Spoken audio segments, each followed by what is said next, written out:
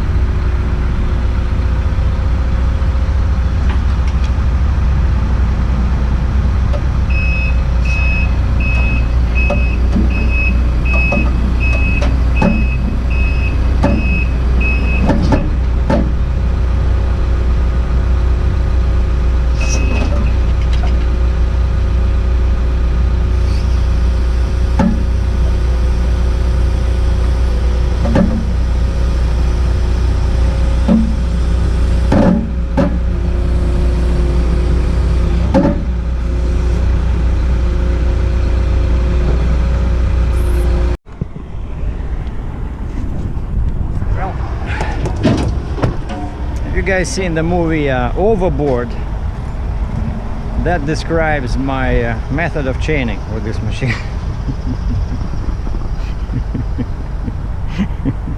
4 chains on each side. No, hold on.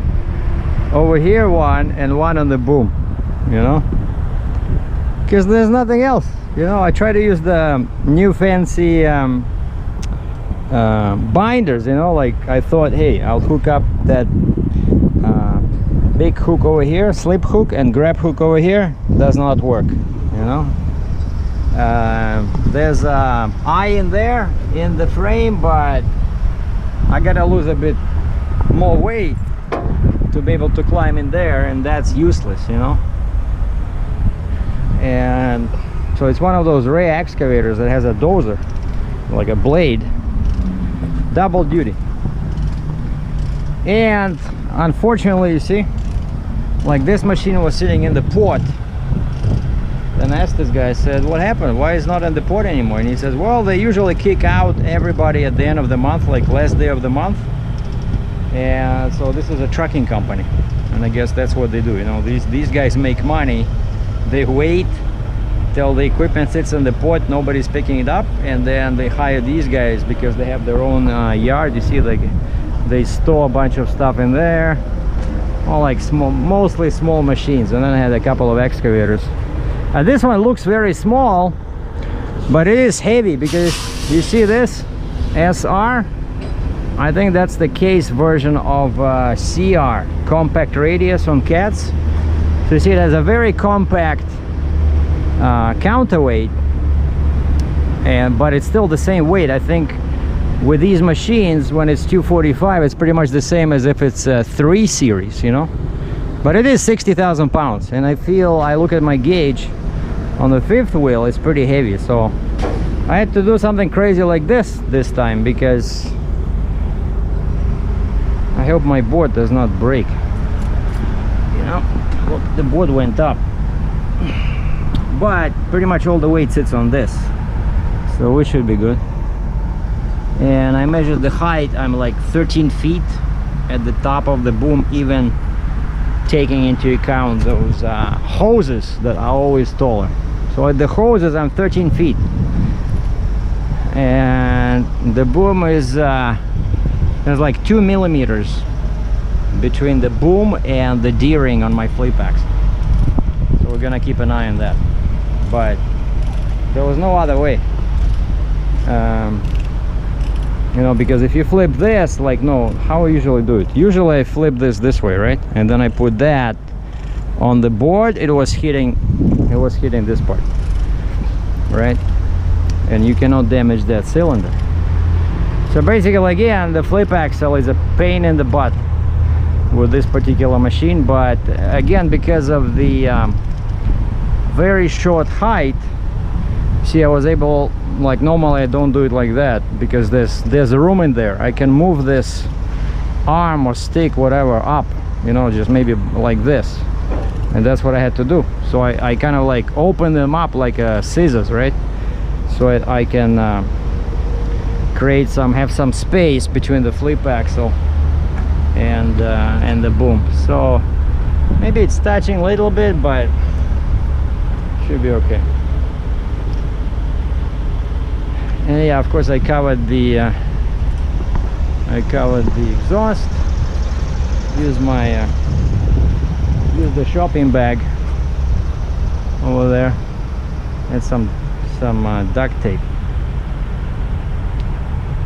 And this is probably the first time when actually I'm finished at before 10.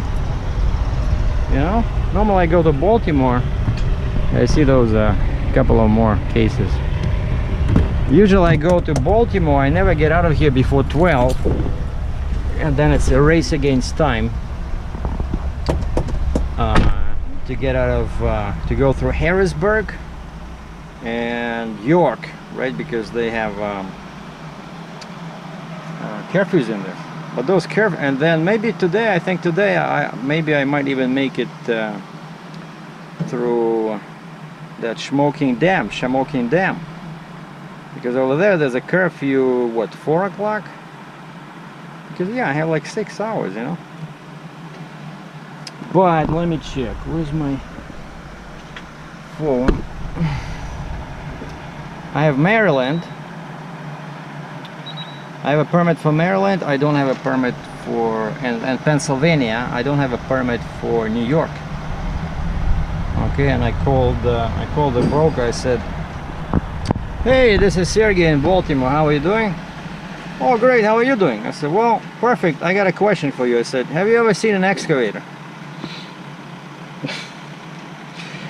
But you know, with some brokers, you gotta check, because a lot of and I was surprised when he said yes.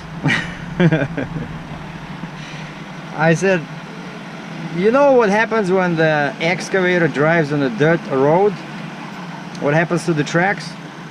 This guy caught on right away. He says, "Oh, there's probably dirt baked in the tracks." I said, "Bingo." I said, you guys thought you were very smart, right?" See, this guy's loading. It's a death-defying stunt. Loading a new hole. Look, that guy is so afraid. He's well, yeah, because he's very tall, right? If he falls down, that trail is I'm guessing 40 inches, right? He's loading from the dock. It's 40 inches. So it's not like me, I'm only 16 inches, like if the excavator goes down. Oh boy, I remember those days with these farm tractors. You know, and now actually, you know what? I remember I was laughing when some people, I saw some trailers. I remember I saw a crane company in Baltimore, because it was something on like crane rental. There was like identical 2 trucks. I think they were either Kenworth or Pete's. And they had aluminum step decks. You see, like this guy, it's a combo, because I can see the frame is black, whereas the top is aluminum. And smart people do it the opposite way. Well, 70% the opposite way. They get a trailer with an aluminum frame, and that's what these crane guys had. And this was the first time I saw it. Aluminum step deck, but it had a wood deck. You know, kind of like what I have on my trailer. And I remember when I had these trailers, it was always a hassle, because aluminum is so easy to damage. You know, it's basically, it's not designed. These trailers, when they put aluminum floor on them, they're not designed for anything besides skids. You know, as soon as you start putting some metal parts, you know, even like when you lower a bucket. So like this guy, for example, all right, you can see. Yeah, he's lowering a bucket, and let me guess. Yeah, you see, he put the blade, he put the front bucket right on the deck. No timbers, no nothing, you know. I always, when you put something on metal, even like you talk to the dealer or manufacturer, they always say never put, you see over here? He's putting a bucket.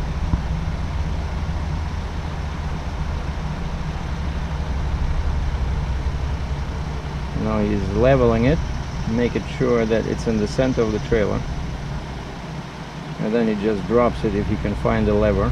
Okay, find the lever, it's somewhere on the right. Okay. Oh, he's curving the bucket a little bit. Now he's dropping this. Hopefully the trailer is not going to overturn.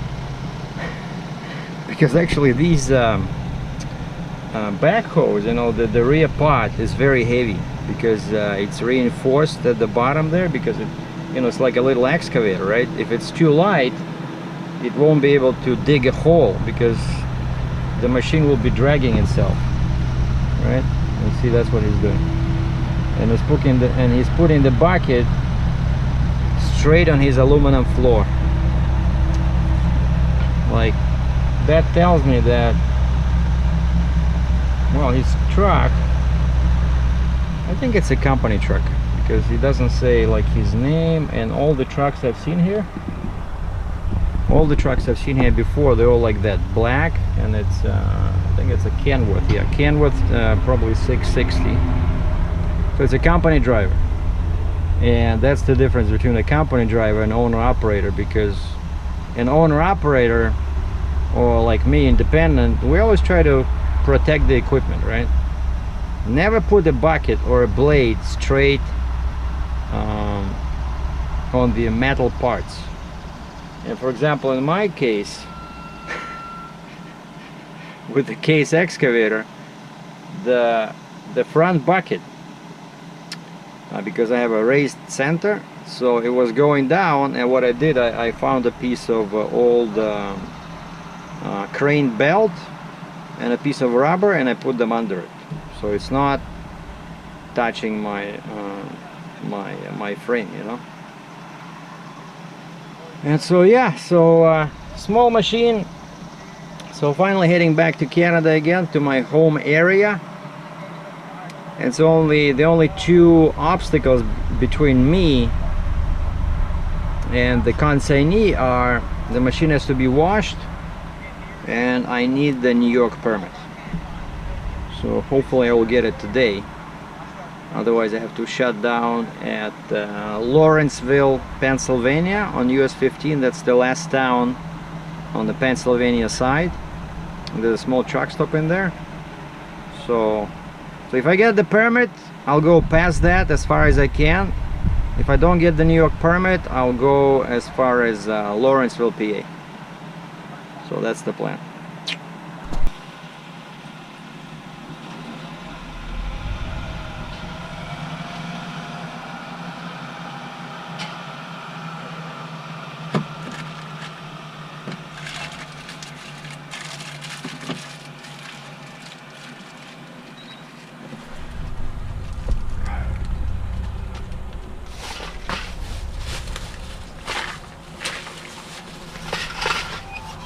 I got to take my vitamins.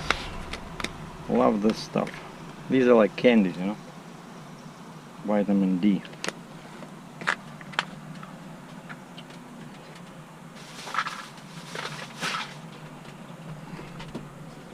Anyway, let's go.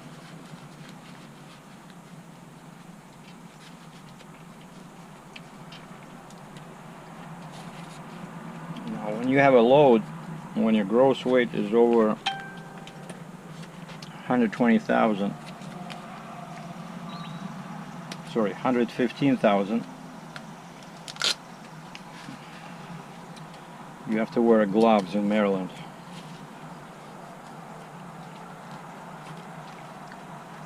No, I'm all legal.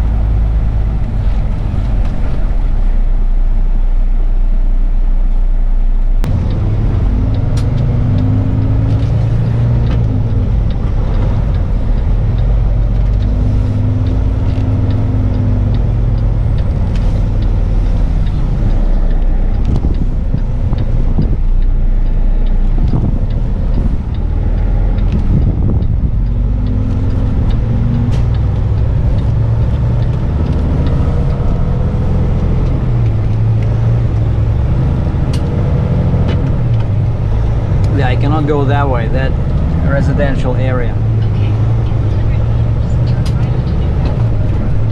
And actually before I came here, and the GPS says take this road, because this road connects with that one on Google Maps. And then I look at the sign here, it says ULCS, right? And it says basically private property, no trespassing. And they're not connected. I guess they blocked this road.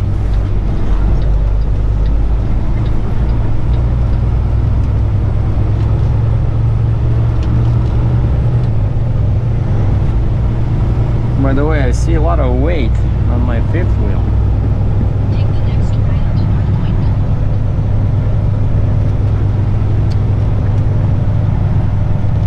Should probably move the I have to move the because I moved it all the way to the back, because the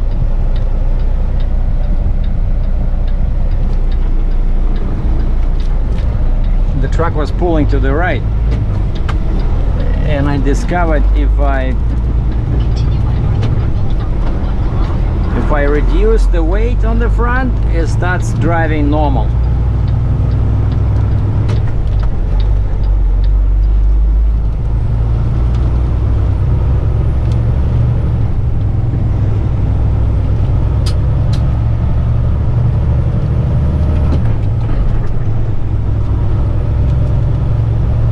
Double check my weight when I stop, because my gauge now is calibrated, should be okay.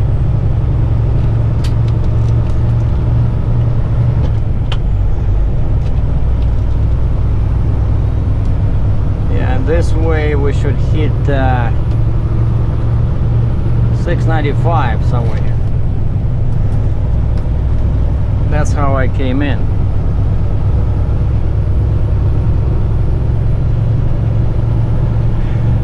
So yeah, basically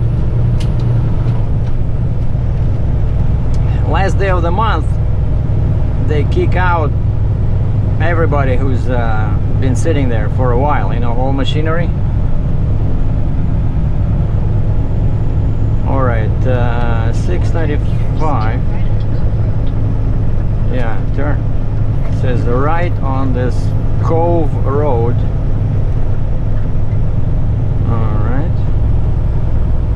Right at signal. Oh, this one. 690. Take the next right onto Cove Road.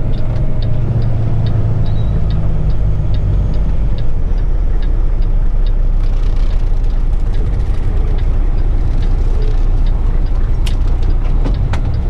400 meters, turn left onto the I-695 north rail. Так, north. Left lane. I think it's this one. That's south.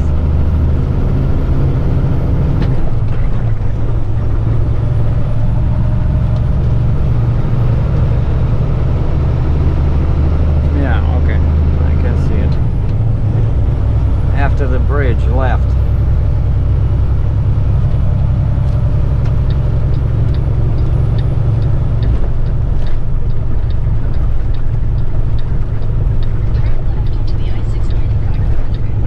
It's very sharp, so that's why I'm doing like this.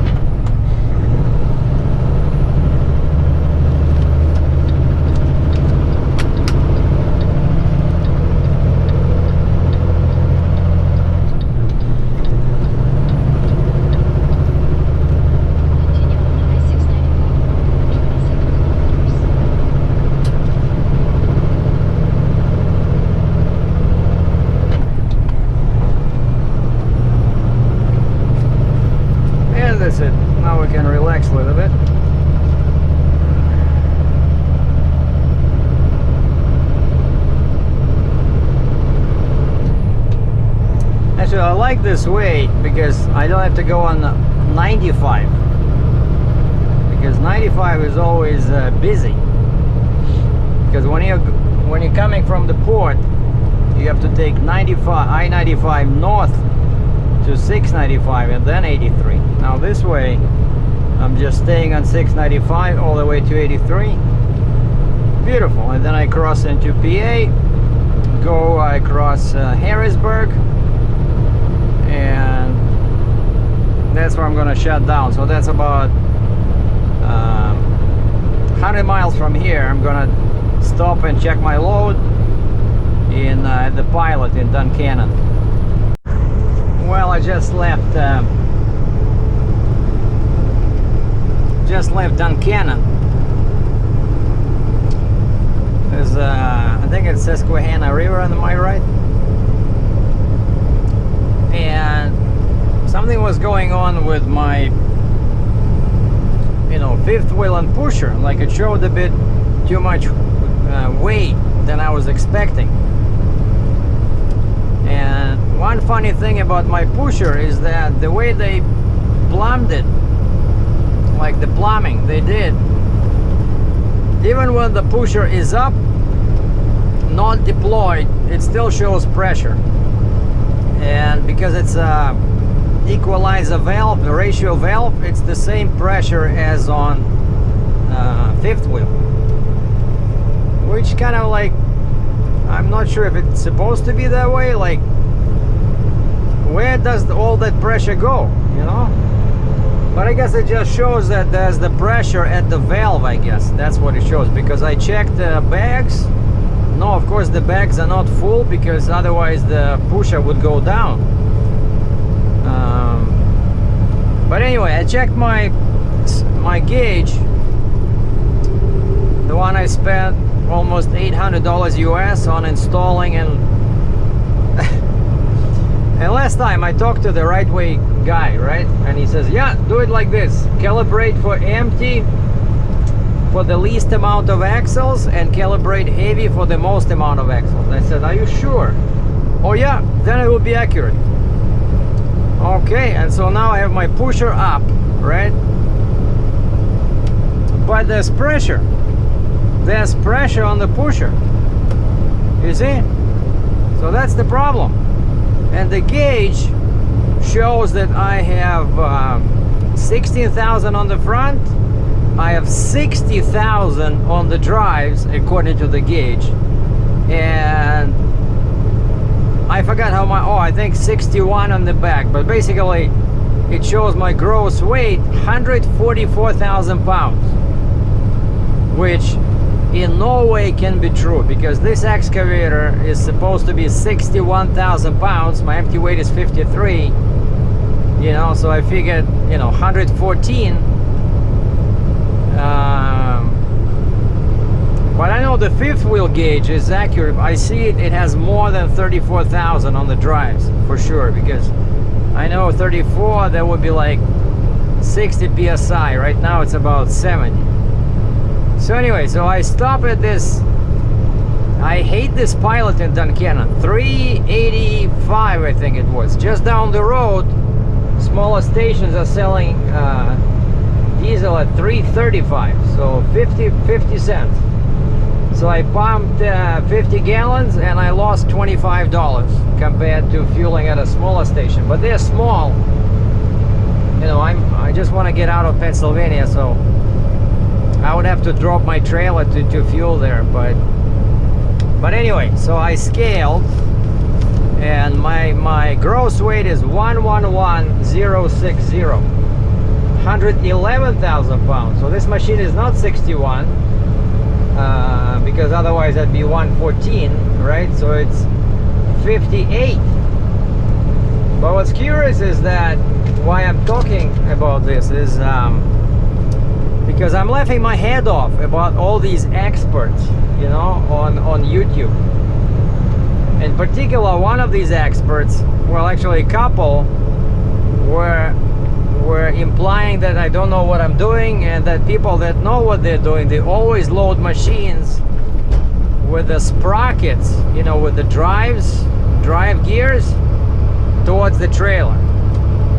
And I never do it like that because I prefer the levers to be pushed to go forward. It just, you know, that's how I like it. It allows me, that's what I'm comfortable with. I want to go forward, I want to push on the levers, not pull, right? And in order for that to happen, the sprockets have to be in the back towards the truck when I'm loading, right? And so just this once, the way the guy parked the excavator in front of my trailer, and I said, I load myself, and he says, oh yeah, I'm not loading ever on guys' trailers. It's your job. I said, relax, I know. I wouldn't want you to climb on my trailer anyway, so go have some water or something, relax. No, but I'm kidding. So we didn't go as far like that. Just I asked the guy, I said, I load myself. He says, yeah, we don't load, it's you load. Okay, so we were not arguing, like but anyway, the way he parked it, I looked at the tracks, and those big gears, you know, the sprockets are in the front of the machine, and I didn't want to put that too much dirt on the tracks because the yard was you know, there's no pavement. For me to put those sprockets in the back, I would have to, you know, do a U-turn. Anyway, so I loaded like that, and I didn't like it one bit because I had to pull on the levers to go forward. Hate it. And now I have my scale ticket, which proves once again then you cannot ever listen to people on YouTube, especially if they say they know what they're doing. Okay, let me explain. So my fifth wheel is about 1 foot behind the center of drive axle 1. Let me say that again, 1 foot behind the center of drive axle 1. Okay, but I do have 125-inch neck right now because my flip box is connected. So what does that tell you? That tells you that because the neck is so long, all the weight should be on the trailer, right? And especially now, since we dealing with advice from experts, we loaded with sprockets to the trailer, right? So now we have a super low neck, and then we have the heaviest part of the excavator, according to the experts, facing the trailer.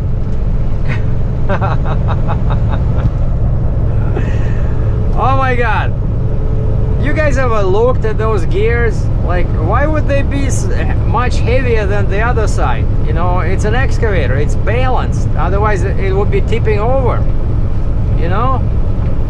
That's how it's supposed to work. Like, the center of the machine is the center of gravity. Anyway, so we have 16,280 pounds on the steer. Again, the fifth wheel is pretty much all the way to the back, and I still have 280 on the steer. I have 42,620 at the time of scaling, 42620 on the drives, and I only have 52,160 pounds on the trailer. How is that possible? If you guys know what you're doing. Unbelievable. Anyway, not gonna listen to any expert again. I'm gonna load how I feel comfortable, and what I know works for my truck and works for my trailer. So keep your advice to yourself, boys and girls. Captain Sergei knows what he's doing. But this was just kind of like an experiment, you know, just to see what's going on. And again, be extremely careful, super extremely careful when you try to follow advice you found online. That's all I have to say about this. Don't get me started. Wow, I'm working super hard today. Wait a second, where's my trailer? I thought I had a trailer. You know, sometimes, you know, after 50, you get confused. You know? Wait, what was I doing in Baltimore this morning? I was loading, right?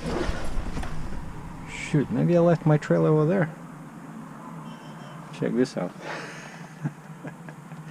And it's all legal. So now I'm at, just did some shopping. I love that store, Tractor Supply. A couple of times I bought binders in there. Some of them, sometimes they sell. Okay, that's, yeah, it keeps giving me warnings that I think I had less than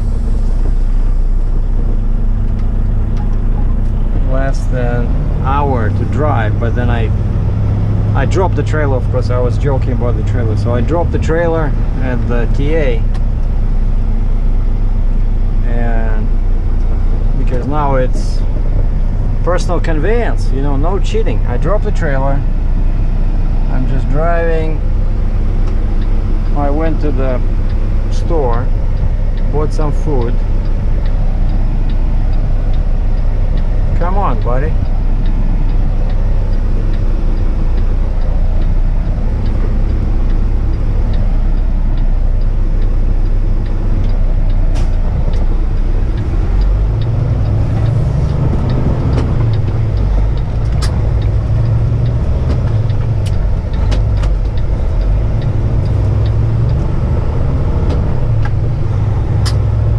And so yeah, this is Dansville, New York. So I did pretty good today. So I left Maryland. Well, that Ram looks pretty good. I left Maryland, I crossed Pennsylvania, and now I'm in New York. And from here, it's only 2 hours to the border.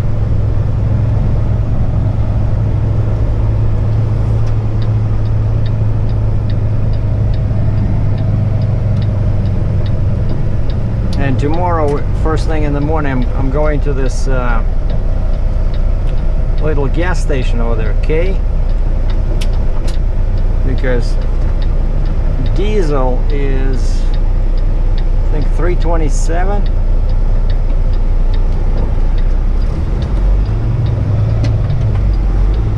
$3.37. Yeah, $3.37. Gas is $2.99.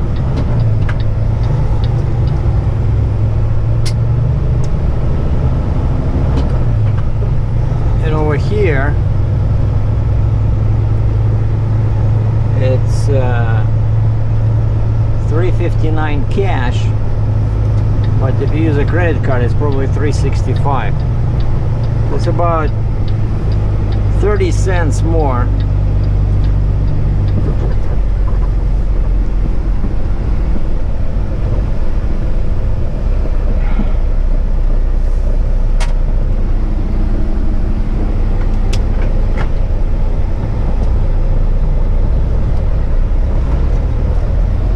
I hate these lazy people, you know. There's only one exit over here. They park right there, they go inside for half an hour, and they're blocking everybody.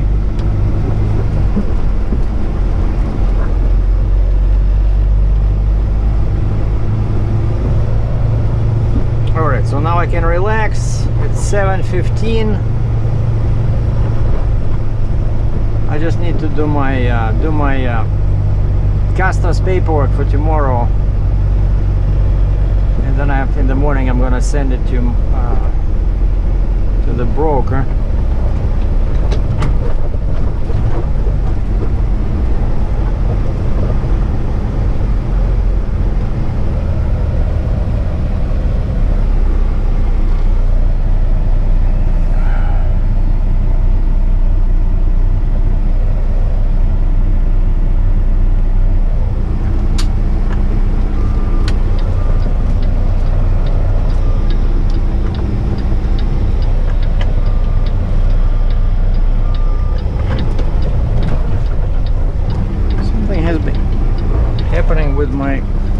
reverse gear, you know. I put it in reverse and I release the clutch and I just feel it spinning and it doesn't want to go.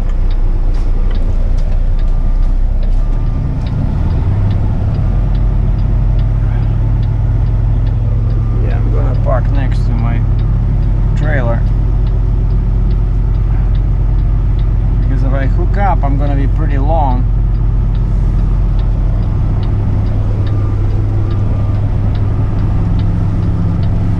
This way I can sleep in peace.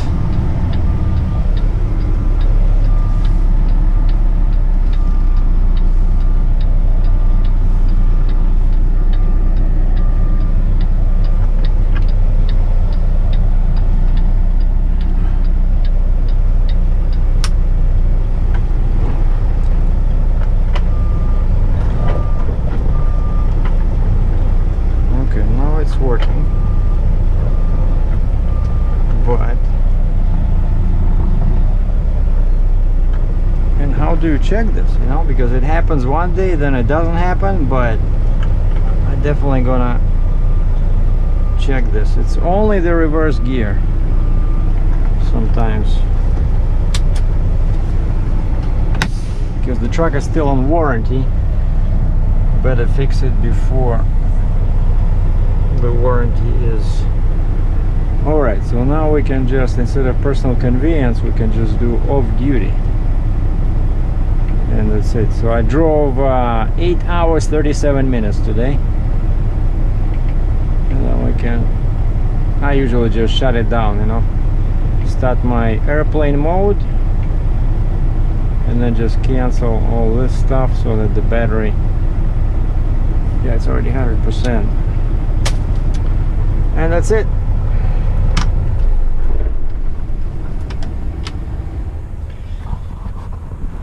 So now I'll just sit for a second, relax. I didn't do that many, you know, miles today, but you know, all these big hills on US 15 and lots of traffic on in Maryland, yeah, so I did good. So I think so 2 hours to the border, so I'll get up at 6 and probably, yeah, I'm not gonna do paperwork now. I'll get up at 6 and do my paperwork and leave at 7, and I should be at the border around 9 o'clock. I still have to check out my permit. Oh, and she forgot to send me the throughway, you know, like, because I need 2 permits. I said I want to go on the toll throughway, I-90, and the permit company sent me the New York State permit, and I look on the New York State permit. Sometimes, you know, they don't want you, even though you're asking them for the toll highway, they don't want you to go, but I ask them because, you know, they are paying. The customer is paying for all permits. So I don't care, even though I'm gonna pay some tolls, but it's not that far, probably from, you know, like Batavia to Buffalo, no big deal. Probably, I don't know, 30 bucks, 40 bucks. But I see on the state permit says, yeah, I-90 to I-190, and these are toll highways. So you need a separate permit from New York Thruway.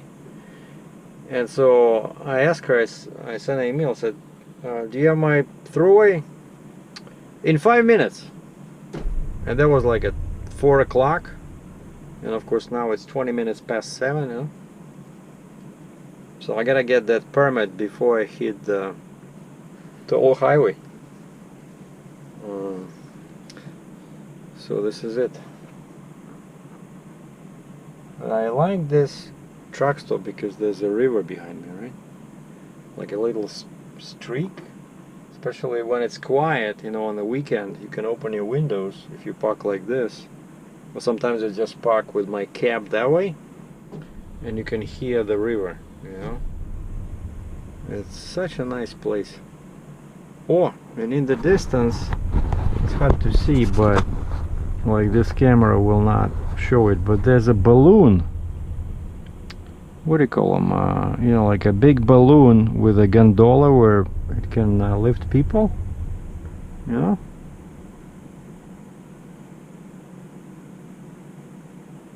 Because there's an airfield over there. Basically behind this ATS truck up ahead, I can see a flying huge, like I know in Russian we call it dirigible.